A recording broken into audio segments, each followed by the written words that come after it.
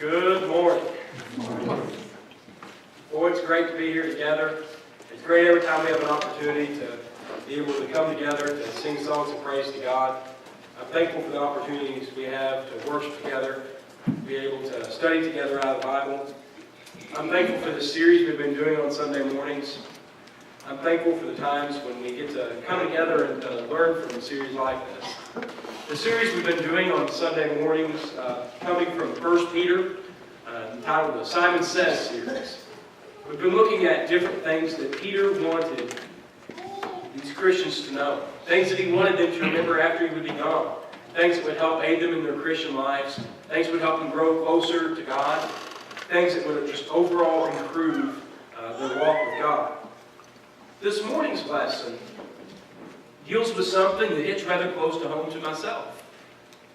If you know me very well, then you know I'm an anxious person. If you've ever ridden with me somewhere, you know I like to drive. Because when I'm not driving, I'm usually holding on to anything that's close to me. It's not a comment on others that are driving, I'm just an anxious person. If you've ever traveled with me by air, which I think Patty's probably the only one's ever done that with me, you know that right before that plane takes off, my knuckles are white and I'm holding onto that seat and I just know the thing's not going to make it off the ground. And if it does, it will turn there a little too soon. I'm a very anxious person. And the title of this morning's lesson is dealing with anxiety.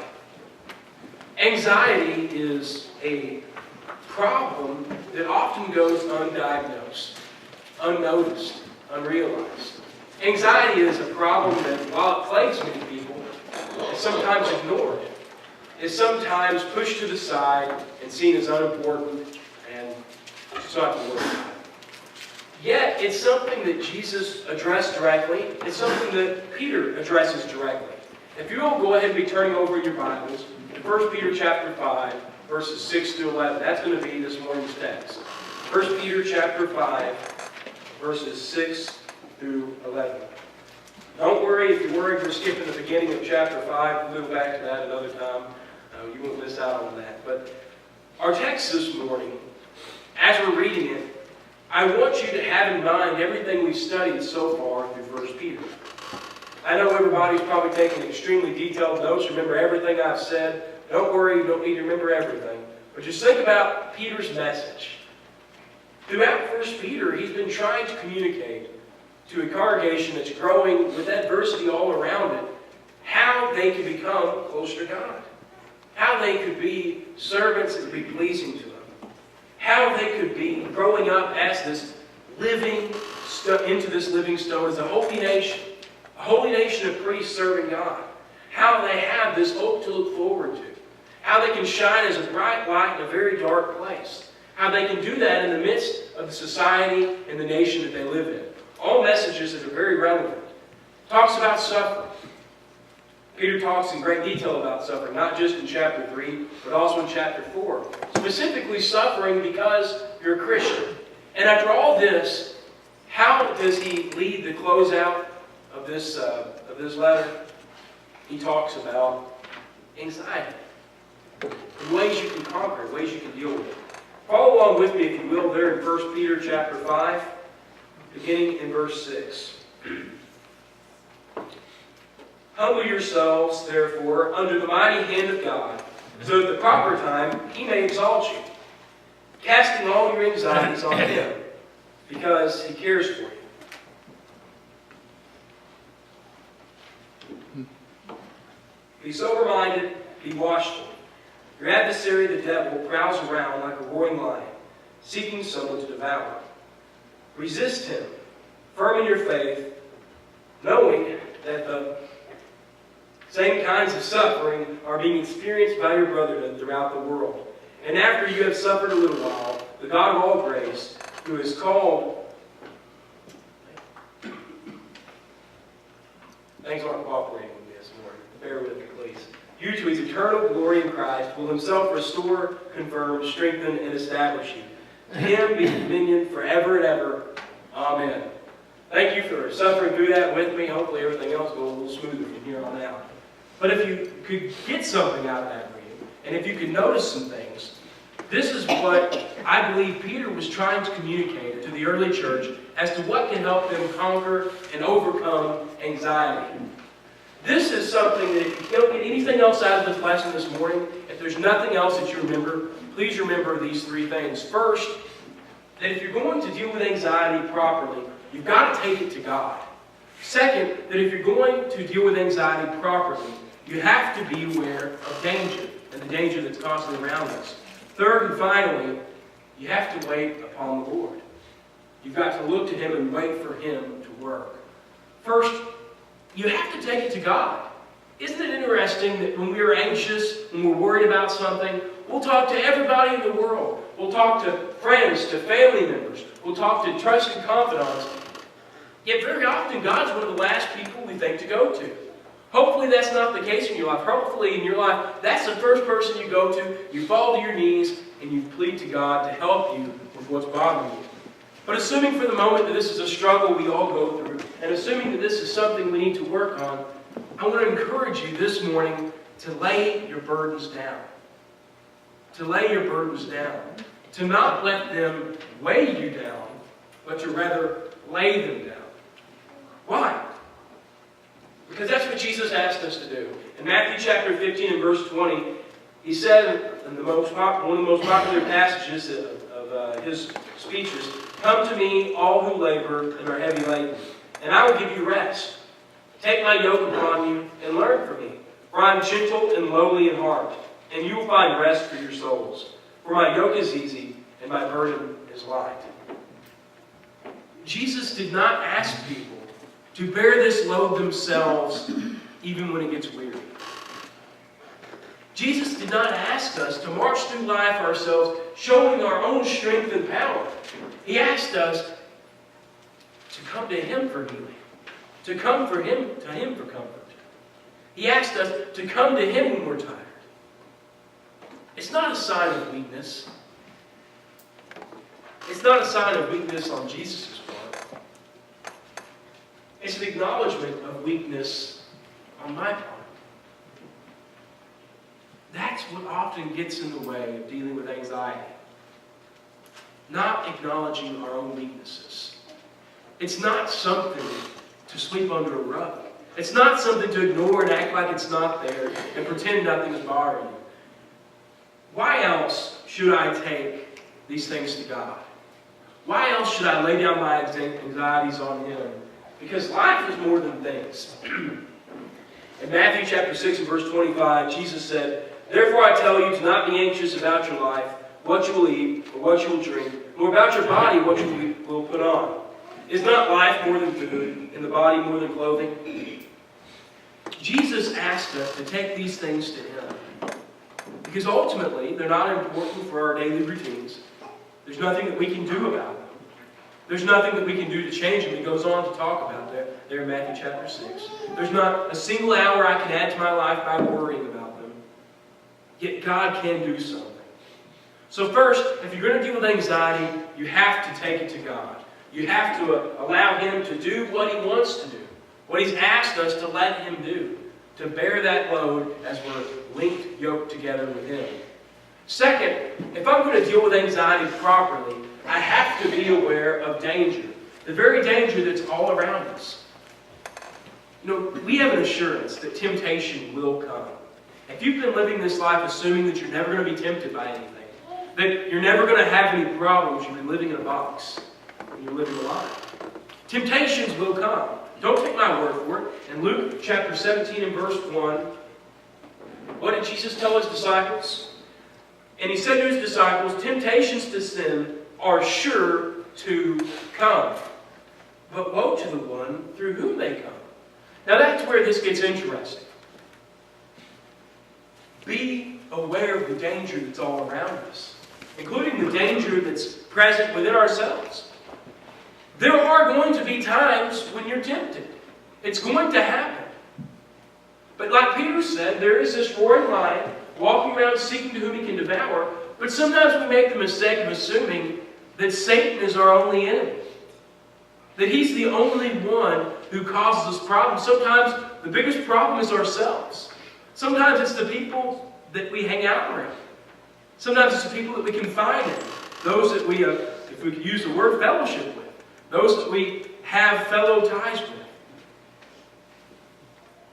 Jesus said, temptation is sure to come, but woe to the one through whom they come. Have you ever considered that you might be an avenue of temptation for someone else? What's the expression we often hear? Well, it's not my fault if they can't control themselves. It's not my fault if they make bad decisions. Is that what Jesus said? Or is that what people say? Because Jesus said, woe to the one by whom it comes. Now, to go a step further in this, be aware of the danger that is all around us and be ready to resist. Now, this is interesting. Have you ever considered resisting? That sounds like a simple question, doesn't it? Isn't that the obvious thing to come up when that temptation comes, when that fiery trial is there, to resist it? Yet that's all that's required. Don't take my word for it. Once again, James chapter 4, verse 7. Submit yourselves to God, resist the devil, and he'll beat you. Resist the devil, and he'll overpower you. He'll win. Don't worry about resisting the devil. You can't beat him anyway. Is that what James said? No. James said, resist the devil, and he will flee from you. It sounds so simple. Now, we do have to take this in context. After all, the first part of that verse, what did James tell us to do? To submit to God. Well, when you're submitting to God and resisting the devil, then yes, that's what you'll find to happen. It's a lot easier to say, I don't want to do that, go away, Satan. Resistance. What does it mean to resist something? What does it mean to have a force moving against a force? It's more than words, it's action. But let's not labor this point too long. If I am going to deal with anxiety, if I'm going to conquer and overcome anxiety, if I'm going to find myself not mastered by anxiety, third and finally, I have to wait upon the Lord. I have to understand and trust where my strength comes from. In this world, we're told to look by the world for exaltation from the world. How do you know that a man is great? How do you know that what you say is right? By peer review, right? Looking around to those around you, and that's how you can know how good of a job you're doing. How do you know if a play was good? You watch the reviews. A movie, you watch the reviews. How do you know if it's a good place to eat? By word of mouth, you read the review in the newspaper. How do you know if something is going well? Like perhaps a politician's time in office, they take a poll. Who are we looking to exalt us? Who are we looking to get our praise from? James chapter 4, verse 10, humble yourselves before the Lord, and He will exalt you. Paul, when he was writing to the church in Galatia, he said, if I were looking for the praise of men, I would not be preaching what I'm preaching. If I were looking for the praise of men, I would not be saying the things that I'm saying. And then he turns that on its head. In reality, he says, if I'm saying what you say I'm saying, why am I being resisted by man? Wait upon the Lord, because it's Him that we should be looking to exalt us. Finally here, what we have in store for us can't compare to what the world offers here. Anxiety is often based in the temporal. You might say, well, no, I'm anxious of what might happen in the future. Well, that depends on how you're defining temporal. Is there any reason to worry about what might happen to you here? I'm going to be quite honest with you. I'm scared of death. I'm scared of the unknown. I don't know how I will die. I don't know when I will die. I don't know where I will die. I don't know how it will affect those around me. And that frightens me. In fact, you might say it might be a bad idea to not be frightened by it. Does that mean I have a lack of faith in God? I do not believe so. Does that mean that someone who is terrified of things in this world has a lack of faith in God? No. But if it rules over what is to come, then where is our loyalty really lying? Yes, I'm terrified of death. Yes, I'm frightened about the things and circumstances of this world. But it doesn't compare with what I know that is coming. It doesn't compare with the joy, with the happiness that I know that's laid up in store for me. In 2 Corinthians chapter 4, verses 16 through 18, Paul said, "So we do not lose heart. Though our outer self is wasting away, our inner self is being renewed day by day. For this light momentary affliction is preparing for us an eternal weight of glory beyond all comparison. As we look not to the things that are seen, but to the things that are unseen. For the things that are seen are transient, but the things that are unseen are eternal." Why would I not dwell on anxieties here? Well, they ultimately can't profit me here. There's nothing that by my worry I can accomplish. No matter what happens in my life, no matter what circumstances I fall prey to here in this world, there is nothing ultimately in this world that can remove me from my Father's hand. Save myself. There's nothing in this world that is so dangerous that it can take away the hope I have in heaven. I want to leave you with a question this morning. Are you tired? Are you tired? Do you feel burdened down with all the cares that are in this world? Do you feel like all the things that are going on in this life are holding you down? Feel like you can't move, feeling smothered? Do you feel like there's so much going on that you can't handle it?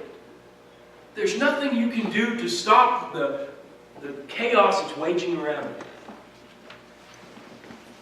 Jesus has a message for that.